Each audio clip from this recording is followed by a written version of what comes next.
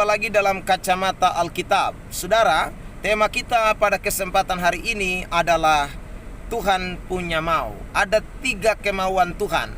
Ayat yang menjadi sorotan kita adalah Matius pasal 22, ayat 37 sampai dengan 38.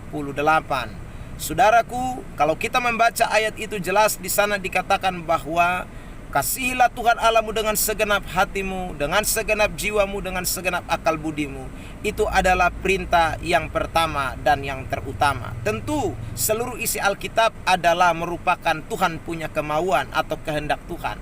Tetapi ayat ini memberikan kesimpulan dari seluruh isi Alkitab bahwa tidak mungkin kita bisa melakukan semua perintah Tuhan itu kalau kita tidak melakukan dulu perintah yang satu ini, yaitu kasihilah Tuhan Allahmu dengan segenap hatimu dan dengan segenap jiwamu dan dengan segenap akal budimu. Saudara yang diberkati, ada 3 hal yang akan kita perhatikan dari ayat ini tentang kemauan Tuhan. Yang pertama saya sebut dengan Tuhan mau kita punya komitmen. Apa itu komitmen? Komitmen kita bisa temukan di dalam ayat 37 dengan kata segenap, segenap, segenap.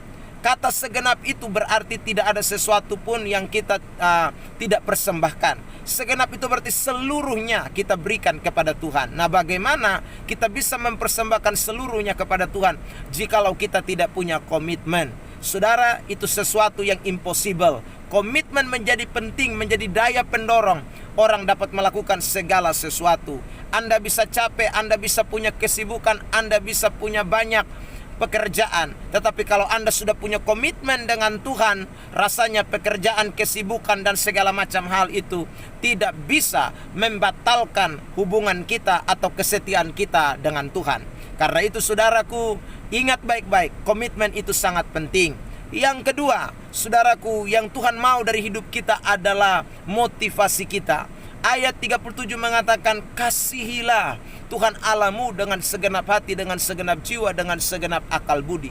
Kata kasih itu menunjukkan motivasi kita. Saudara, ada banyak orang ikut Tuhan, tetapi juga ada banyak orang punya motivasi yang berbeda-beda. Semua orang boleh ikut Tuhan, tetapi apa yang mendasari? Motivasi apa yang mendasari?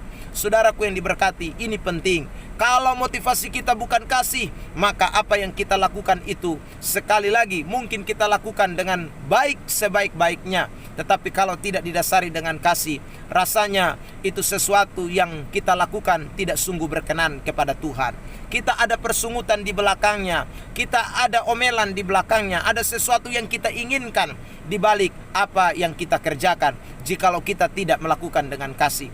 Karena bicara tentang kasih, bicara tentang pengorbanan. Kasih tidak menuntut, kasih tidak menginginkan sesuatu. Jadi kalau kita mengiring Tuhan dengan dasar kasih, tentu saudaraku kita akan melakukan segala sesuatu tanpa ada rasa tujuan tertentu yang kita mau capai. Ada orang gereja karena dia mau kaya, ada orang gereja karena dia mau cari jodoh di gereja, ada orang gereja karena dia cari mujizat, ada orang gereja karena dia cari kesembuhan. Itu motivasi yang salah. Ada orang melayani karena uang, ada orang melayani karena ingin tenar, ada orang melayani karena segala macam. Itu motivasi yang salah. Motivasi yang benar adalah kalau kita melakukan semua dengan kasih. Rasul Paulus pernah berkata, apa yang bisa memisahkan kita dari kasih Kristus? Berarti kalau kita melakukan segala sesuatu dengan kasih, maka tantangan, aniaya, pedang, maut, apapun tidak bisa membatalkan saudaraku cinta kita kepada Tuhan atau pengiringan kita kepada Tuhan. Yang keempat, yang Tuhan mau adalah prioritas. Saudara, kalau kita membaca di dalam ayat itu jelas di sana dikatakan ini adalah hukum yang pertama dan terutama. Pertama dan terutama berbicara tentang prioritas. Apa yang menjadi prioritas saudara? Uangkah?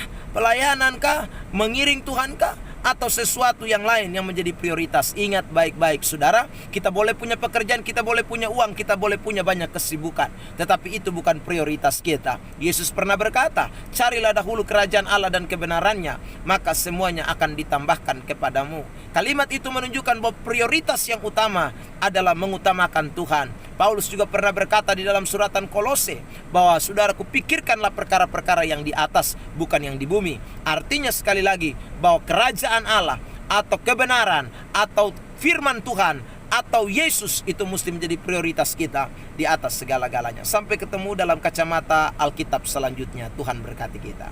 Shalom.